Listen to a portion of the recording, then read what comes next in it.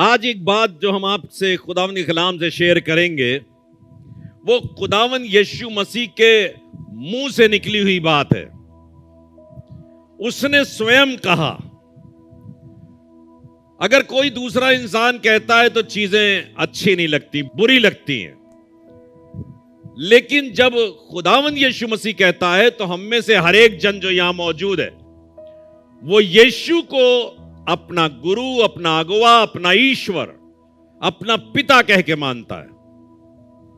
और हम इस बात पर यकीन करते हैं कि वो बातें बरहक हैं, वो सच्ची हैं और हमारी जिंदगी के लिए फायदेमंद हैं, इसीलिए कहा गया है। और अगर आप गौर करके देखेंगे तो ये जो बात आज मैं शेयर करने जा रहा हूं, इस बात को ना मानकर हमने अपने जीवन में बहुत नुकसान उठाया है, बहुत नुकसान उठाया है। और आगे भी शायद हम अपने जीवन में ऐसा फैसला ले लेते हैं कि हम नहीं मानेंगे चाहे नुकसान कितना भी हो जाए। इसलिए निकालिए खुदा के कलाम को, मत्ती रचित सुसमाचार और उसका 11वां अध्याय और उसका 25वां पद, इसको हम यहां पर आज स्टडी करेंगे। मत्ती 11:25 और यहां पर इस तरीके से लिखा हुआ, ध्यान देके सुनिएगा। उसी समय यीशु ने कहा, उसी समय, मेरे साथ बोलिए, उसी समय यीशु ने कहा, साथ साथ बोलिए, हे पिता, स्वर्ग और पृथ्वी के प्रभु,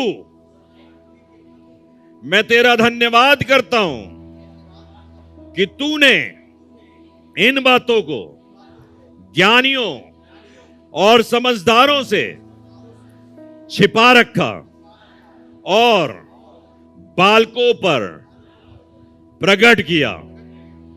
आप में से कितने लोग हैं जो यहां ये कह सकते हैं कि मैं ज्ञानी हूं, मैं बहुत समझदार हूं? अपने हाथ को उठाइए। आप पढ़े लिखे इंसान हैं, कह सकते हैं इस बात को कि मैं ज्ञानी हूं, मैं बहुत समझदार हूं, मुझ में समझ की कोई कमी नहीं। अगर कोई शख्स यहां पर बैठा है, पढ़े लिखे लोग बैठे हैं ना, पढ़े लिखे हैं ना, तो हाथ उठाइए और कहिए, हां मैं ज्ञानी हूं। कहिए, कहिए। ऐसे नहीं कहेंगे। अच्छा, दूसरी तरीके से। अच्छा, दूसरा तरीका। अब मैं उन लोगों से कहूंगा जो लोग ये कहें मैं अज्ञानी हूं, मैं मूर्ख हूं, मैं बेवकूफ हूं, वो लोग हाथ उठाएं। जो ये लोग ये कहेंगे मैं अज्ञानी हूं। अरे बाप रे बाप, हमारी तो सारी मेहनत बेकार हो गई। इतने सालों से सिखाते आए, सब अभी तक इधर भी अज्ञानी थे। ये सारे अज्ञानी, ये सारे मूर्ख, सारे बेवकूफ।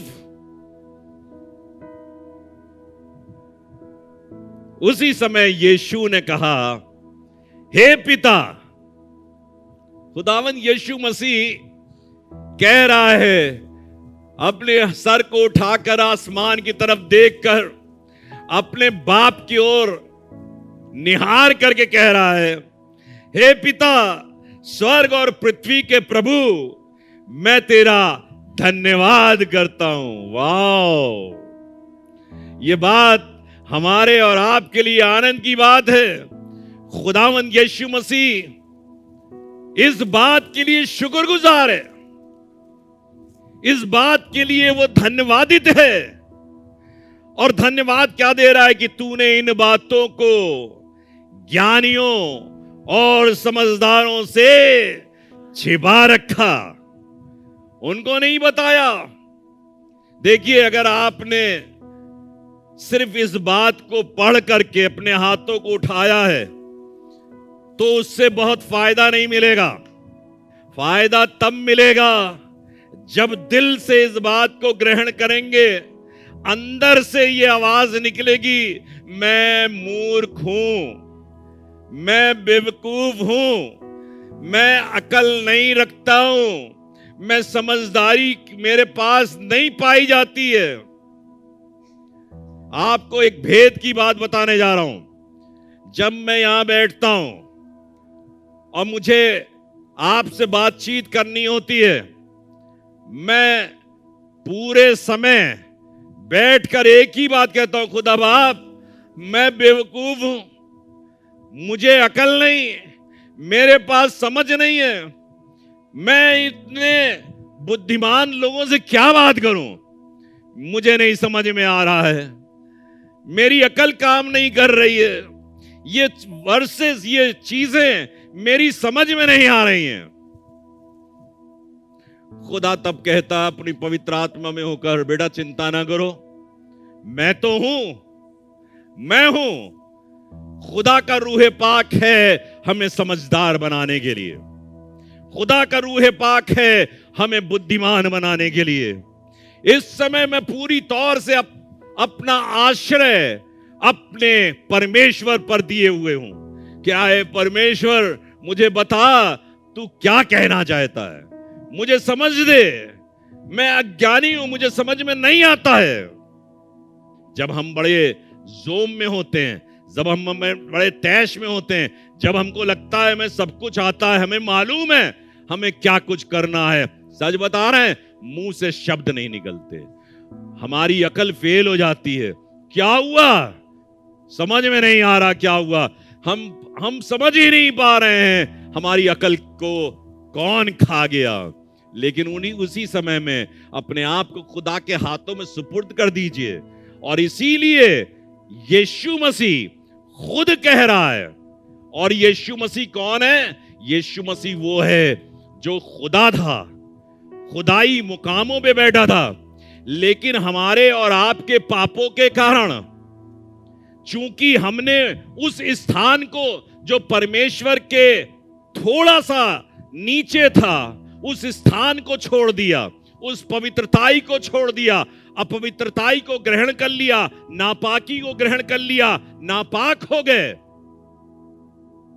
उस स्थान को खुदावन यीशु मसीह ने आकर भर दिया, उसी स्थान पर आ गया जिस स्थान पे हम पाए जाते थे, और खुदावन यीशु मसीह ने अपने लहू का छुटकारा देकर हमको खरीद लिया और हमको फिर उन्हीं स्थानों पर पहुंचा दिया। इसलिए हमें समझने की आवश्यकता है कि खुदा बाप आपसे कितनी मोहब्बत करता है, और वही खुदा बुलंद आवाज से कह रहा है कि आए पिता, स्वर्ग और पृथ्वी के प्रभु, स्वर्ग और पृथ्वी के प्रभु। हम प्रभु हैं ना, अपने घर के प्रभु हैं, अपने माल असबाब के प्रभु हैं, सारी चीजों के प्रभु हैं, सारा इख्तियार हमारा है, हमारे इख्तियार से यहाँ पे बत्ती जलती और हमारे इख्तियार से बत्ती बंद होती है।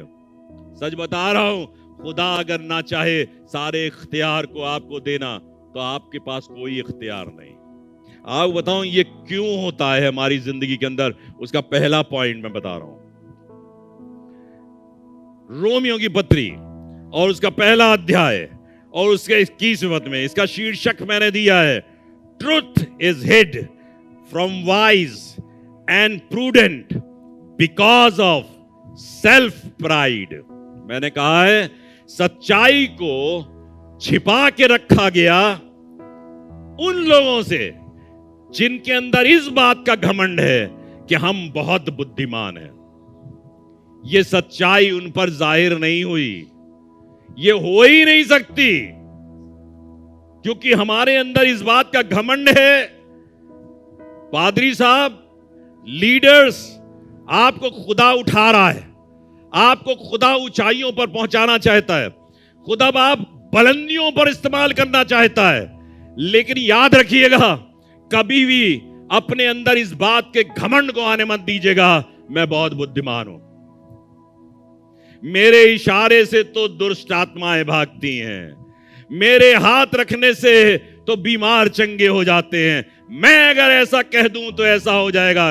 अरे तुम क्या कहोगे अगर खुदा ना साथ दे, अगर खुदा साथ छोड़ दे, खुदा बाप को ये बात नागवार गुजरती है, ये बात उसे अच्छी नहीं लगती अगर कभी हमारे जुबान से ये वाली बात निकल जाए। अगर ऐसी बात गलती से निकल जाए और रूह पाक आपको बता दे, घुटने टेक दीजिएगा, सर को झुका दीजिएगा और खुदा से कहिएगा, खुदा बाप माफ कर दीजिए, गलती हो गई, गलती से मेरे जुबान से ये बात निकल गई, मैंने कर दिया। मेरे घर की शादी बहुत अच्छी हुई, मेरे अकल थी, मेरे पास बुद्धि थी। लोग हमसे राय लेते हैं बहुत सी चीजों के बारे में, क्या मैं बहुत बुद्धिमान हूं, क्या मैं बहुत अकलमंद हूं, क्या मुझे सारी दुनिया का पूरा ज्ञान है? हरगिज नहीं।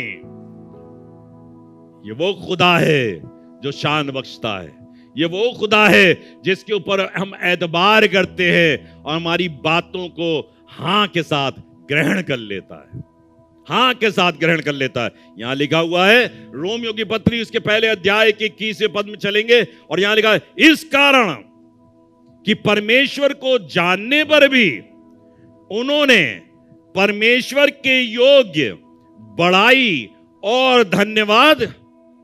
हम बुद्धिमान लोग हैं ना, हम बहुत ज्ञानी लोग हैं, हम बहुत स्टेटस वाले लोग हैं, हमको खुद सोचना चाहिए। कई बार हम लोग उन कामों को करने से कतरा जाते हैं, अपने आप में हेजिटेशन महसूस करते हैं, तालियां बजाने में हेजिटेशन महसूस करते हैं, हाथों को उठाने में हेजिटेशन महसूस करते हैं, नाचने में हेजिटेशन महसूस करते हैं।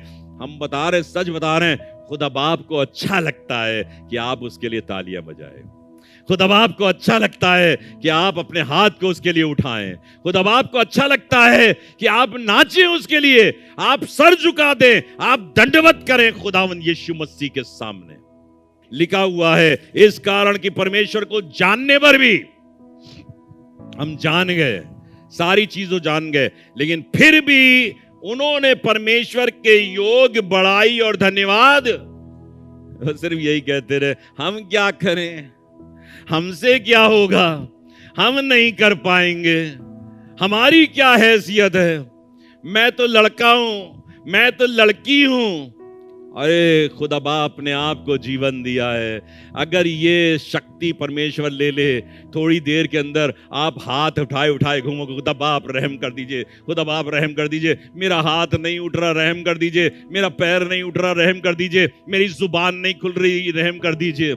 जब मेरे हार्ट अटैक पड़ा था, मैं कुछ काम कर रहा था अपने घर के अंदर, मेरा हाथ नहीं उठ रहा था, इससे ऊपर जा ही नहीं रहा था। मैंने कहा क्या हुआ, मैं जबरदस्ती अपने हाथ को ठेल के ऊपर ले जाने लगा, मेरी नस भी छिटक गई उसके अंदर, फूल गया हाथ। ये हाथ उठाने का काम उसी का है। आप हाथ उठा पा रहे हो? आप हाथ उठाओ अपने, सब लोग हाथ उठाए, सब लोग हाथ उठाए। ये हाथ उठाने की शक्ति किसने दी आपको? किसने दी? खुदावंद यीशु मसीह ने दी। डिक्लेयर कीजिए। आप ये ताली बजा रहे हो, ये ताली बजाने की शक्ति किसने दी? यीशु मसीह ने दी। आप बोल पा रहे हो, यीशु मसीह के कारण बोल पा रहे हो। आप चल पा रहे हो, यीशु मसीह के कारण चल पा रहे हो। क्यों भूल जाते हो इन बातों को? क्यों बार बार बतानी पड़ती हैं?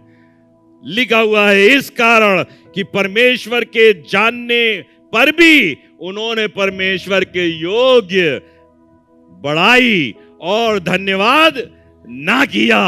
और क्या लिखा है? और व्यर्थ विचार करने लगे। व्यर्थ विचार, व्यर्थ विचार क्यों करें, काहे करें? अरे ये कोई वक्त है? अरे ये तो सोने का वक्त है, ये जागने का वक्त है, ये बात करने का वक्त है, ये आशिकी का वक्त है, ये तो लड़कपन का वक्त है, ये जवानी का वक्त है, ये सारी चीजों का वक्त है। आपके पास सारे वक्त हैं, लेकिन अगर वक्त नहीं है तो खुदावन के लिए वक्त नहीं है। अगर वक्त नहीं है तो खुदावन का सोचिएगा अपने 24 घंटे के अंदर कौन सा वक्त खुदा को देते हैं।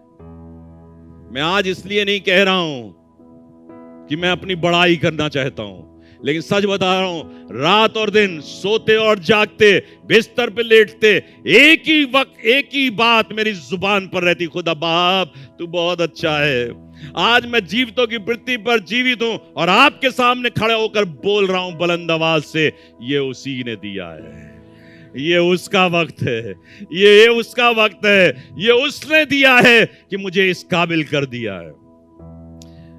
परंतु व्यर्थ विचार करने लगे, यहां तक कि उनका निर्बुद्धि मन क्या हो गया? अरे ये कैसी बात लिखी हुई है, यहां तक कि उनका निर्बुद्धि मन। एक तो निर्बुद्धि, क्या कहते हैं इसे? एक तो करेला, और वो भी नीम चढ़ा। करेला तो खुद ही कड़वा और नीम पर चढ़ के और कड़वा। एक तो बेवकूफ और ऊपर से अंधकार ने छा लिया। हम बेवकूफ और अंधकार ने छा लिया, क्या हश्र होगा? मैं आपसे बताना चाहता हूं, अपनी जिंदगी में कभी अक्लमंद मत बनना। मैंने बहुत से अक्लमंदों की बातें सुनी हैं और मुझे बहुत अफसोस होता है जब वो इस किस्म की बातें करते हैं। कई बार तो हम लोग बात करते करते इतने अक्लमंद हो जाते हैं कि खुदावंद खुदा पर भी आरोप लगा देते हैं। ये तो खुदा ने किया है, ये तो खुदा ने किया है, ये खुदा कर रहा है। इसके 22वें पद में लिखा है, वे अपने आप को बुद्धिमान जताकर मूर्ख बन गए। वो अपने आप को, जब हम लोग बहुत बुद्धिमान हो जाते हैं ना पादी साहब, सबसे ज्यादा बड़े बेवकूफ उसी समय होते हैं। वो अपने आप को बुद्धिमान जताकर हम बहुत अक्लमंद है, बहुत अक्लमंद है। और तभी तो यीशु मसीह कह रहा है, तूने इन बातों को ज्ञानियों और समझदारों। कभी कभी हम लोग बच्चे को देखते हैं, कहना कितनी बुद्धिमानी की बात कर रहा है। हाँ, वो बुद्धिमानी की बात कर रहा है, तुम मूर्खता की बात कर रहे हो। क्यों? क्योंकि वो बालक है, उसने अपने आप को अधीनता में सौंप दिया है। उसने कह दिया है परमेश्वर ही मेरी बातों को समझने वाला है, वही मुझे अकल देगा। 28वें पद में लिखा है, बुद्धिमान लोगों, अक्लमंद लोगों, मैं आपसे कह रहा हूं कि जब उन्होंने, अक्लमंद लोग जब बहुत अक्लमंदी की बात करते हैं, जब अक्लमंद लोगों ने परमेश्वर को पहचानना ना चाहा, इसलिए परमेश्वर ने भी उन्हें उनके क्या निकम्मे मन पर छोड़ दिया। कहते हम तो भाई जो काम कर रहे हैं गड़बड़ी हुआ था, अच्छा तुमको निकम्मे मन पर छोड़ दिया ताकि वे अनुचित काम करें। हम सच बता रहे हैं, अगर घर में बार बार चीजें बिगड़ रही हैं, खराब हो रही हैं, मैं आपसे बाबाज़े बुलंद कहना चाहता हूं, अपने आप को कमजोर समझकर परमेश्वर के हाथों में सुपुर्द कर दो। उससे कहो, खुदा बाप please take care of me. यहां लिखा है पहले अध्याय के 32वें पद में एक दूसरा पॉइंट है, वे तो परमेश्वर की ये विधि जानते हैं, अक्लमंद लोग, वो तो परमेश्वर की ये विधि जानते हैं, जो मैंने पढ़ाई ऊपर, कि वो परमेश्वर की ये विधि जानते हैं कि वो बुद्धिमानों को नहीं देता। किसको नहीं देता? बुद्धिमानों को नहीं देता। किसको देता है? बालकों को, मूर्खों को, कमजोरों को दे देता है। लिखा हुआ, वो तो परमेश्वर की ये विधि जानते हैं कि ऐसे ऐसे काम करने वाले मृत्यु के दंड के योग्य हैं। तो भी, बहुत खतरनाक बात, तो भी ना केवल आप ही ऐसे काम करते हैं, वरन करने वालों से भी प्रसन्न होते, खुद भी नहीं करते।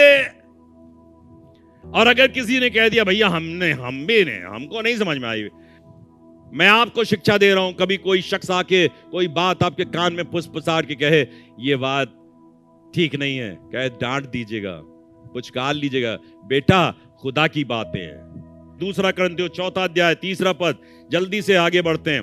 परंतु यदि हमारे सुसमाचार पर पर्दा पड़ा है तो ये नाश होने वालों के लिए पड़ा है, और मैं नहीं चाहता हम में से कोई भी शख्स नाश हो, यहां पर बैठा हुआ एक भी शख्स शैतान का शिकार बन जाए, हम ये नहीं चाहते। अगर, लेकिन फिर भी लिखा है, पौलुस रसूल इस बात कर रहे, यदि हमारे सुसमाचार पर पर्दा पड़ा है तो नाश होने वालों के लिए पड़ा है। और आगे पहले अध्याय के 19वें पद में लिखा, पहला कुरिन्थियों पहला अध्याय 19, क्योंकि लिखा है कि मैं ज्ञानवानों के ज्ञान को क्या करूंगा, नाश करूंगा। मैं ज्ञान वालों के ज्ञान को मत कहिएगा मैं बहुत ज्ञानी हूं। मैं सच बता रहा हूं अपने आप को, मैं ज्ञानवान कभी कहलाना ही नहीं चाहता।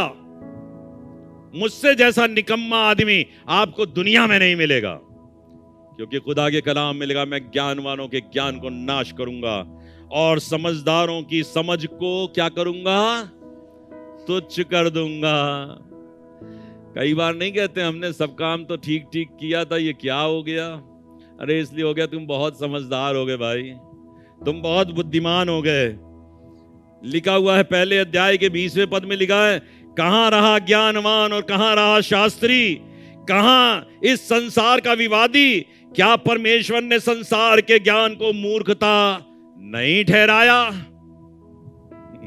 और हमारे पास किसका ज्ञान है? संसार का। संसार के ज्ञान को किनारे रखो और खुदा के ज्ञान को ओढ़ लो अपने जीवन का। सच बता रहा हूं, आप में से कोई भी जन, चाहे महिला हो चाहे मर्द हो, चाहे पढ़ा लिखा हो ना पढ़ा लिखा हो, सिर्फ खुदा से कहो। सच बता रहा हूं, आप में से हर एक जन बुद्धिमान बन जाएगा।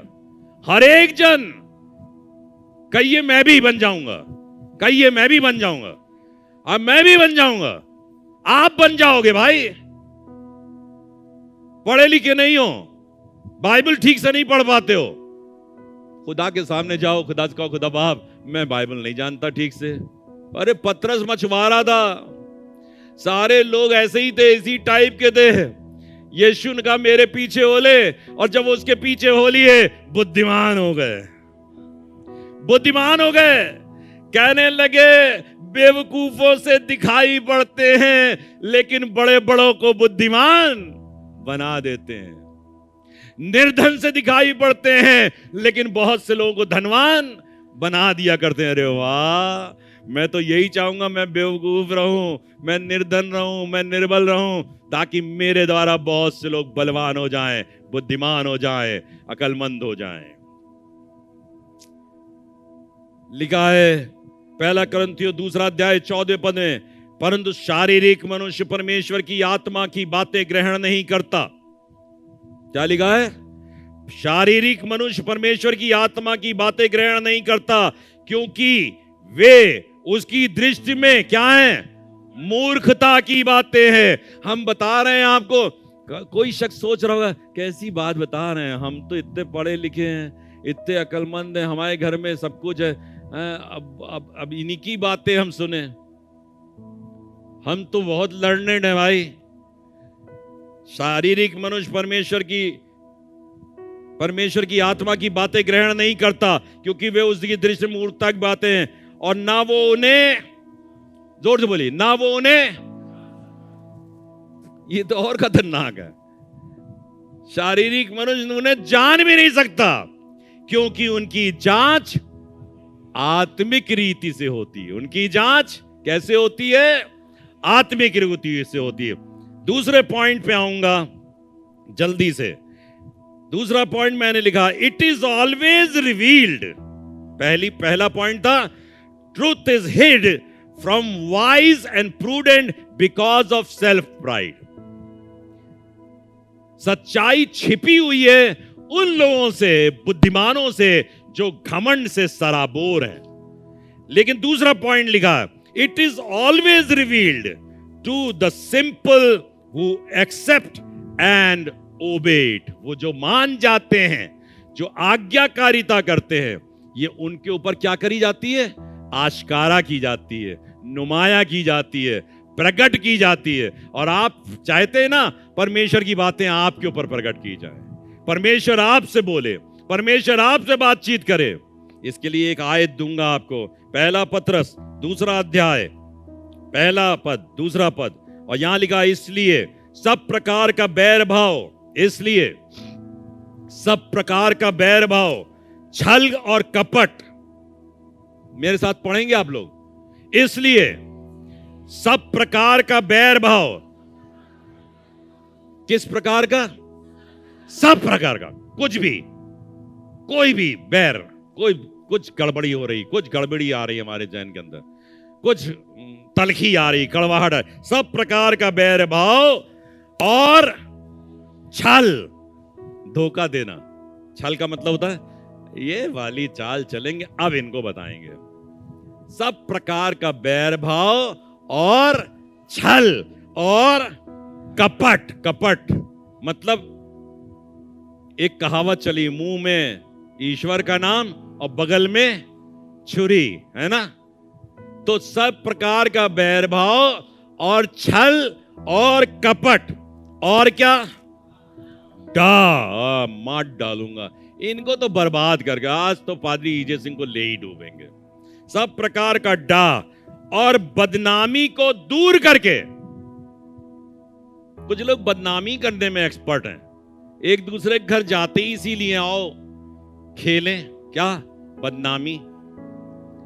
वो सुना था, वो जो बगल में बैठी थी, बहुत दुष्ट लेडी है वो, उसने देखिए उस समय ये कहा था, सब पता नहीं क्या अगड़म बगड़म बातें, अरे ये सब छोड़ दो, कोई बात ना करो। मैं महिलाओं के लिए कह रहा हूं, लड़के भी इसी तरीके के होते हैं, दिमाग के अंदर छल, दिमाग के अंदर कपट और बदनामी रखते हैं। और फिर क्या लिखा है? नए जन्मे हुए बच्चों की नाई, बोलिए, नए जन्मे हुए बच्चों की नाई निर्मल। निर्मल मतलब आए हाय, बहुत कम, कोमल। वो वाली आजकल कम्बल चले हैं, कोमल हैं, सॉफ्ट। अब बहुत मजा आता है जिस समय वो वाले कंबल जाड़ों में सोड़, बस उसी के अंदर घुस जाओ। निर्मल और आत्मिक दूध की लालसा करो। खुदा बाप से कहो, पिताजी ये कठोर भैंस का दूध नहीं पिया जाता, ये वाला हजम नहीं हो रहा है। निर्मल आत्मिक दूध की लालसा करो ताकि उसके द्वारा उद्धार पाने के लिए बढ़ते जाओ, बढ़ते जाओ, बढ़ते जाओ। हर एक बढ़ता जाए, आप बढ़ते जाए। सच बता रहा हूं, ये बातें हंसी खेल मजाक नहीं है। एक दिन जब छिन जाता है, मुझे पता नहीं था 1 महीने पहले कि मुझे हार्ट अटैक आ जाएगा। मैं अच्छा खासा काम कर रहा था, दौड़ भाग कर रहा था, खूब काम कर रहा था, मुझे बिल्कुल नहीं मालूम था इतना कमजोर कर दूंगा अपने आप को, इतना निर्बल हो जाऊंगा। घर में जब बैठता हूं, मेरी साहब कहती, कैसे बातें कर रहे हो तुम, बिल्कुल कमजोर हो गए हो। मैंने कहा पुलपिट पे देखना, तब समझ में आएगा मैं कितना कमजोर हो गया हूं। जब यहां बैठूंगा, यहां खड़ा होऊंगा, तो खुदा बाप अपने निर्मल आत्मिक दूध से तृप्त करेगा, ताकि उससे उद्धार प्राप्त करने के लिए, अरे इस दुनिया में जिंदा क्यों हो? इसलिए जिंदा हो ताकि उसका काम करो, उसका काम करो। कल शाम को भी एक जगह प्रचार कर रहा था, हमारे एक पादरी साहब आए, कह रहे, हमने कहा तबीयत ठीक नहीं, बहुत कमजोरी लग रही। कहने चिल्ला तो ऐसे रहते, सड़क पर आवाज जा रही है। अरे उसी ने दी है ये आवाज, उसी ने दी है ये आवाज। मिडवे गए, वहां पे भी जब हम दुआ कर रहे थे, हमने खुदा बाप कोई कमजोरी नहीं, नो कमजोरी।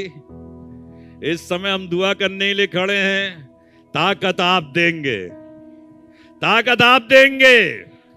मैं आपसे भी कह रहा हूं, आप कमजोर हो जाओ और ताकत वो देगा, ताकत वो देगा। जो जुबान से अगड़म बगड़म निकलता है, गलत सलत निकलता है, वो बंद हो जाएगा, ताकत वो देगा। नए जन्मे हुए बच्चों की नाई निर्मल आत्मिक दूध की लालसा करो, ताकि उसके द्वारा उद्धार प्राप्त करने के लिए क्या हो? बढ़ते जाओ, बढ़ते जाओ। कहिए, कहिए, बढ़ते जाओ, बढ़ते जाओ। आखिरी बात, इट इज, मैंने हेडिंग दी है, it is right that this be so.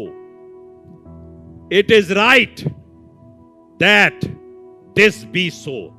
ये सही है कि ऐसा ही हो, ये सही है कि बुद्धिमान बेवकूफ बनाए जाएं और बच्चे ताजपोशी पाए।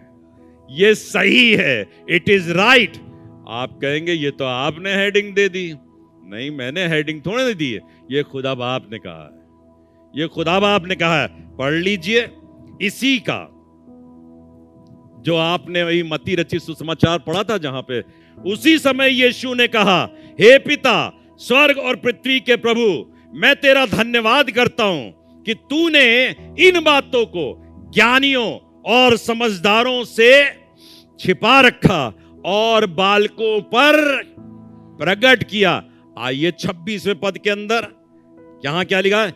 हां, पढ़िए 26वां पद। हां, हां पिता, क्योंकि तुझे यही अच्छा लगा। क्योंकि तुझे यही अच्छा अरे लगा। यही अच्छा लगा भाई, यही अच्छा लगा। It is right that this be so, ऐसा ही हो। हां, हे ये पिता, तुझे अच्छा लगा, ये तुझे। आप हाथ उठाइए आसमान के खुदा की ओर और उससे कहिए, हां हे पिता, हाँ हे पिता, क्योंकि तुझे यही अच्छा लगा। घमंड महसूस कीजिए अपने अंदर, घमंड महसूस कीजिए अपने अंदर। तब लिखा हुआ पहला करंथियों पहले अध्याय 18वें पद में, क्योंकि क्रूस की कथा नाश होने वालों के लिए तो मूर्खता, परंतु हम उद्धार पाने वालों के लिए परमेश्वर की सामर्थ्य। ये खुदा बाप की आशीष है जो आपको आज परमेश्वर देना चाहता है। और मैंने आज के सब्जेक्ट का हेडिंग दिया है, डू नॉट, ध्यान दीजिएगा, do not become wise before Jesus. Do not become wise before Jesus. खुदावंद यीशु मसीह के सामने अकलमंद मत होइएगा, कभी नहीं। जब खुदा के कलाम की बातें आ जाएं तो बेवकूफ बन जाइएगा, मूर्ख बन जाइएगा, निर्बल बन जाइएगा, निर्धन बन जाइएगा और कहिएगा मेरी मर्जी नहीं तेरी मर्जी पूरी हो।